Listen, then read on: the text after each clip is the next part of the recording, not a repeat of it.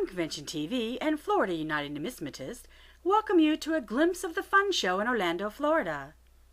Join us as we discover all that the F.U.N Show has to offer in coin tales from the Bourse floor. F.U.N Convention TV would like to welcome Mr. Bart Bartanowitz to the F.U.N Show. You did an educational seminar yesterday on affordable modern commemoratives. Can you tell us about that? Okay, well, the thing on modern commemoratives, they're starting off, they're basically affordable coins, unique designs. They're really kind of cool, I guess I'll use that word.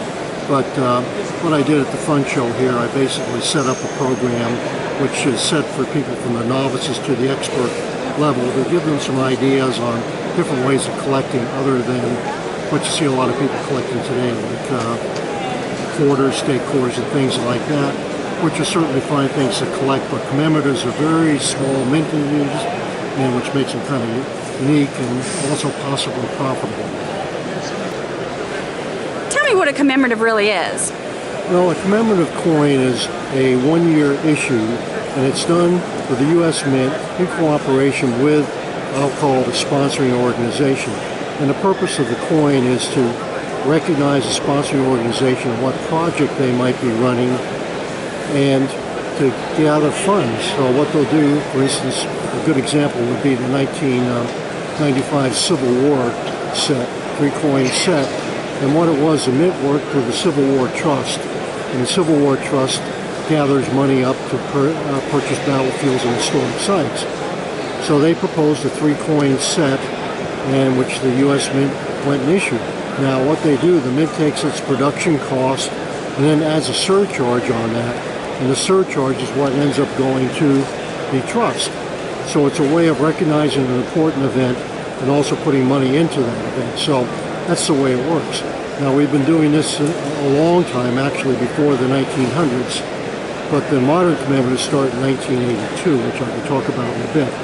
But that's the way it works. So it's sort of a surcharge on top of production costs, and then the money goes to a particular organization.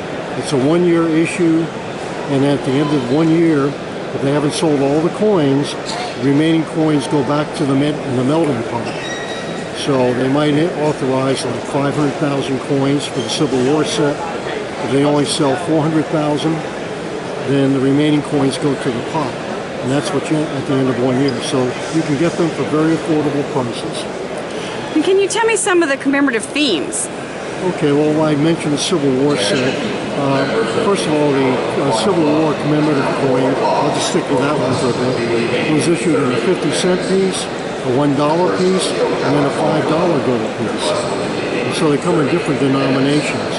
The themes run everywhere from what I would call military themes, like there's a World War II, Korea, Vietnam, prisoner of war. Those are some things. Also, there's some natural world themes, recognizing some national parks and things like that. So there's a wide variety of topics. There's also historic Americans are recognized on these as well.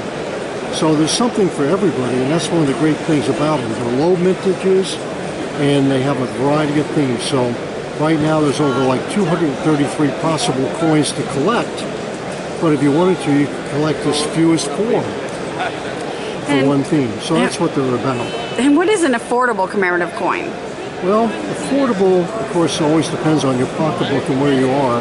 But I look at these for people who are, you know, in the working world and that. But you can get commemorative half-dollars, which will be what we call raw, which as they come from the Mint, for as little as $12 to $13, up to $25. Then you get into some of the rarer commemorative half-dollars, which go into $100 to $200.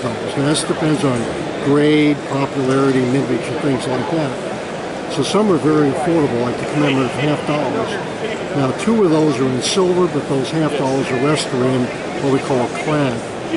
Now the $1 commemoratives, which I spoke about more so at the seminar, these basically run from about $45 to $50 when you purchase them right out of the Mint.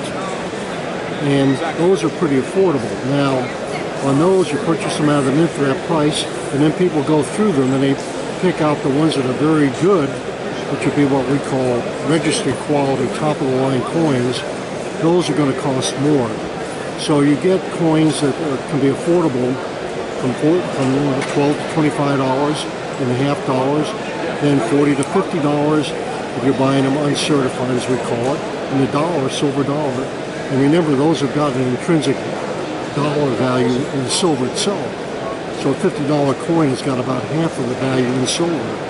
And then you go to the gold ones, which generally are outside most average collectors because gold is just expensive. But those are available in $5 and $10. So that's sort of the price range. So your pocketbook, if it's limited, even $12 to $25 may be too much for somebody, but still that's an affordable thing that you can budget for. And what advice would you give a novice collector? Every novice collector, the first thing I say is find a coin club. And if you find a coin club near you, the first thing they're going to ask you, what are you interested in? And generally you're going to find somebody in that coin club that's interested in the same thing you are, and they can give you advice. If you don't have a coin club, then find a coin dealer, establish a relationship. If you like the coin club, the coin dealer. I always tell people, when it comes to coin dealers, you're not marrying them. So find somebody that you like, or somebody that's fair and reasonable, and discuss what you want to do. And say, let them know what your budget is. Because what they really want is a long-term relationship with you. And so it would be in their interest to give you a good price on the coins. And also buy magazines. Magazines always have price lists in them, and that's a good way of doing it. So that would be my advice. And you're a freelance writer. Where can we find some of your articles in numismatics? Well, that's interesting. I'll certainly give a plug to Krause Publications, and actually they belong to F.W. Publications now. But I write in Coins magazine, and I have a monthly column called Coin Tales, and I write about the people who collect coins. So when you talk to me, such as you're doing today, I may be writing about you next month. But no, I write nice things, and I try to put out the positive aspects of the hobby and also give advice. So Coin Tales is where you see most of my work. I want to thank you very much for taking your time out of your busy day to talk to F.U.N Convention TV. It's been a pleasure meeting you. Okay, well, thank you very much.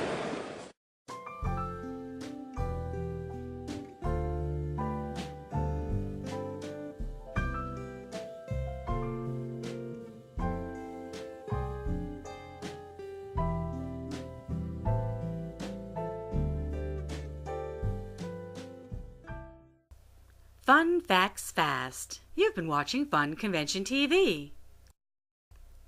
Visit F.U.N Forums for F.U.N Show updates, videos, articles, photos, and more. F.U.N Forums, it just makes sense. This video is the property of F.U.N, Florida United Numismatist. Re-editing or use without prior consent is strictly prohibited.